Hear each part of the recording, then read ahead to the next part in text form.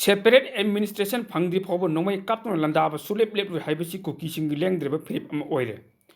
फिरेप असिगी मतुंगिना कुकी नरको टेरोरिस्ट सिंग नोंमै अमदि बॉम्ब कापसिंदुना लेप्तन लंदारले भारत लेंगाक अमदि मणिपुर लेंगाक अनिना कुकी टेरोरिस्ट सिंग असि मणिपुर लेमाइदगी सिनाना तक्तोपगी थबक पैखटपगी महत्ता अंगम मंगम हाना जरो अखोइदि कुमै येंबगुम येंगदुन लेरगी हाइबगुम मणिपुर शांति पोकनबा पैखटपम थोप थबक अमता पैखटन ngasi फाव लेरले ओरिबा फिबम मसिदा भारत लेंगाक सानारिब लीला असि करिनो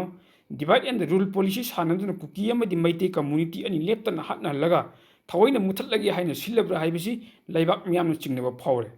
मसिगी मथक्ता सही अमा फरकलबा कांगलुप अनिगी लालासि लोइसिनबा होटनबियो हाइबगी मतंगदा मणिपुर लेंगाक अम इचाउ चाउना लेरगा भारत लेंगाक की मफमदा तक्सिनबा ngamdaduna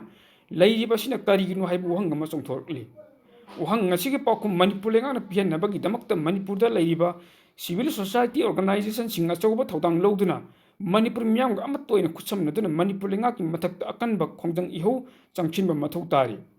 मणिपुरदा लंदारकलिबसि मपाल लेबाककी खुद यावी हाइबसि मणिपुर गवर्नर आरएस की चीफ अमदि यूनियन होम मिनिस्टरना मयेक सेंगना फोंदोकपा लेखरबनि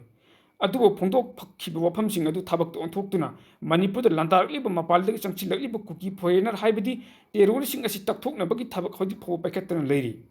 भारत के युमलो नरीब बांग्लादेश कुकी मिलिटेंट सिंग बेंग लूट तौदुन यामलब सेंफम कया नोंमै चिंदोन लौखिब लोइनना तोंगान तोंगान हिंसागी थबक चत्रको मतमददी बांग्लादेश लेंगाना पैकेटपम थोप थबक चपचाना पैकेटुना नुमित मरीनी गी मंगद कुकी मिलिटेंट सिंग मथक्ता लंदादुन लेंगा लेरी ससल लेरी कुकी मिलिटेंट सिंग पंगतौग तौब यारु हाइबदु थबक उठखि अदुबु मणिपुर सही अमा चुमना कुकी टेरोरिस्ट सिंग हिंसागी थबक चत्रको मतमददी मणिपुर लेंगाक अमदि भारत लेंगाक अनिना तुमिन्ना येंगदुन लेथोकपगम तौरिबसि नुंगि ओइब वनथोक अदु करिनो थोकलिबा लाल असि कुमैगुम येंगदुन लैब असिनदि कंग मसेलगी ओइब लान मणिपुरद लोइनाइ बलितना थोखनदुना मणिपुर मियाम असि लैताब पुंची अमद लैहनदना तमना तमना मंगहलगी हाइना सिल्लब्रा हाइबसिन ओइब फिबम असिदा मणिपुर मियामना मरिबाक मणिपुर ngak सेम ngamdri हाइब ताकलब मणिपुर लेंगाक असिबु अदुम योखर छौगतुन लैखिगद्रा हाइबसिनि वहंग ngasiगी पाखुम हौजिक मणिपुर लेंगाकना पीदुना थोकलिबा लाल असि लोइसिननब होटनपम थोकपनि